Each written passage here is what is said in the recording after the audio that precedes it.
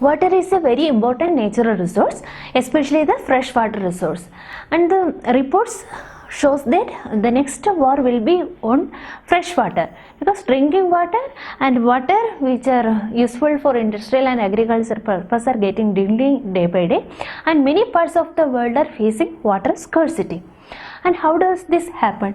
This happened because we are over exploiting the resources, and also the available resources we are polluting it. So both over exploitation and pollution is driving the water resources to the verge of degradation and extinction. And we know that major part of the earth's surface is covered with water. Oceans form almost 97% of the total water resources available on the earth. But we know that is not fresh water, it is saline water. It is unsuitable for drinking and other purposes. So the fresh water is only 3% of the total water resources available on the earth. And that fresh water also present in different forms. And major resource is the ice cap and glaciers. Say almost 75% of the freshwater resources locked up in the ice cap and glaciers. Glaciers we will see in the mountain regions, and ice caps we will see in the polar regions. And next high resource is the groundwater. What is groundwater? Groundwater is the water that is present between the rocks. So some permeable rocks will be there, and pores will be there in the rocks, and water will occupy the pores. And below a certain level, the water will be saturated,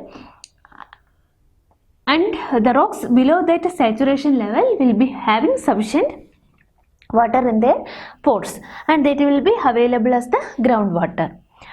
And atmospheric water, we know it is due to evaporation from the sources. Water will be available as water vapor in the atmosphere, which will condense to form clouds and precipitate back to the earth. What is surface water? Surface water is that found on the surface like lakes, rivers, etc. So these are the surface water. And soil moisture is the moisture availability within the soil. The soil also will be having porous structure, and this soil will hold some moisture content, and this soil moisture is essential for the plant growth. Plant roots will absorb this moisture and get their water for their metabolic needs. And these are the sources of water, and it is written in the order of their availability. Major portion is in the ice cap, second in groundwater resources, third in as atmospheric water, fourth the surface water, and fifth the soil moisture. From here it is very clear that we have only a very small fraction of the total freshwater resources available for our exploitation. We can exploit this groundwater, we can exploit this surface water.